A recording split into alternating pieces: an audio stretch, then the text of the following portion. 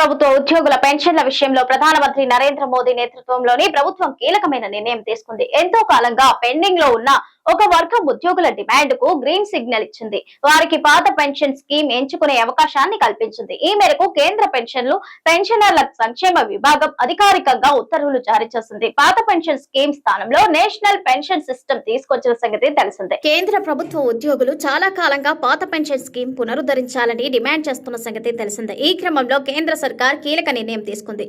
2004 తర్వాత సైతం appointment letter అందుకున్న చాలా మంది ఉద్యోగులకు ఓపీఎస్ వర్తింపచేస్తూ కేంద్ర ప్రభుత్వం తాజాగా ఆదేశాలు జారీ చేస్తుంది. మరి ఎందుకోసం వారికి ఓపీఎస్ వర్తిస్తుంది? కేంద్రం నిర్ణయంలో అసలు విషయాలను తెలుసుకుందాం. కేంద్ర ప్రభుత్వ ఉద్యోగుల పెన్షన్ల విషయంలో ప్రధానమంత్రి నరేంద్ర మోదీ నేతృత్వంలోని ప్రభుత్వం కీలకమైన నిర్ణయం తీసుకుంది. ఎంతో కాలంగా పెండింగ్ లో ఉన్న ఒక వర్గం ఉద్యోగుల డిమాండ్ కు గ్రీన్ సిగ్నల్ ఇచ్చింది.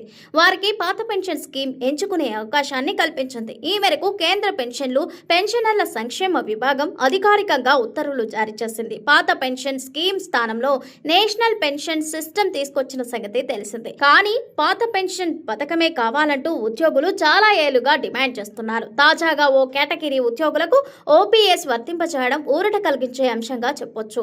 సాధారణంగా ఉద్యోగంలో చేసిన తేదీ ఆధారంగా పెన్షన్ నిర్ణయిస్తారు. కానీ ఈ ప్రత్యేక నిర్ణయం ప్రకారం ఉద్యోగంలో చేరిన తేదీతో సంబంధం లేకుండా ఉద్యోగం కోసం దరఖాస్తు చేసుకున్న తేదీ ఆధారంగా పాత పెన్షన్ అర్హతను ఖరారు చేయడం గమనార్హంగా మారింది.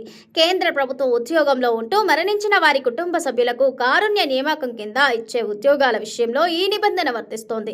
ఏ కుటుంబ సభ్యుడైనా కారుణ్య నియామకం కోసం డిసెంబర్ 31, 2003 లేదా అంతకంటే ముందు దరఖాస్తు చేసుకొని ఉండి వారికి జనవరి 1, 2004 తర్వాత అపాయింట్మెంట్ లెటర్లు వచ్చి ఉంటే వారు ఈ పాత పెన్షన్ స్కీమ్ ఎంచుకోవచ్చు. కేంద్ర ప్రభుత్వం జనవరి 1, 2004 నుంచే నేషనల్ పెన్షన్ సిస్టమ్ అమల్లోకి తీసుకొచ్చింది. అప్పటి నుంచి చేరిన వారందరికీ ఎన్పీఎస్ మాత్రమే వర్తింపచేశారు. అయితే తాజా ఉత్తర్వుల ప్రకారం దరఖాస్తు 2003 డిసెంబర్ లోపు ఉంటే అపాయింట్మెంట్ 2004 తర్వాత వచ్చినా వీరు ఓపీఎస్ పరిధిలోకి వస్తారు. ఈ మేరకు కేంద్రం మార్చి 3, 2023న ఇచ్చిన ఓ ఉత్తర్వులు ఇచ్చింది. దాని ప్రకారం 2004 జనవరి 1 కంటే ముందే ఉద్యోగాల నోటిఫికేషన్ వచ్చి ఆ తర్వాత ఉద్యోగాల్లో చేరిన సాధారణ అభ్యర్థులకు ఓపీఎస్ ఎంచుకునే అవకాశం ఇచ్చారు. కానీ అప్పట్లో కారుణ్య నియామకాల కింద వచ్చిన ఈ వారికి ఈ బెనిఫిట్స్ ఇవ్వలేదు.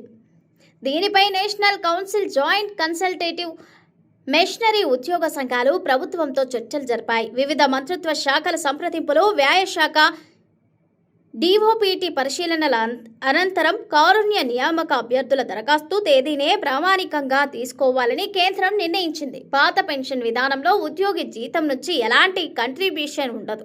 కానీ ఎన్పీఎస్లో ఉద్యోగి బేసిక్ శాలరీ నుంచి 10% కట్ చేస్తారు. ప్రభుత్వం కొంత చెల్లిస్తుంది. ఇక ఓపీఎస్లో ఉద్యోగి చివరిగా తీసుకున్న జీతంలో 50% మొత్తం స్థిరపైన పెన్షన్ వస్తోంది. ఎన్పీఎస్లో మార్కెట్ ఆధారంగా పెన్షన్ వస్తోంది.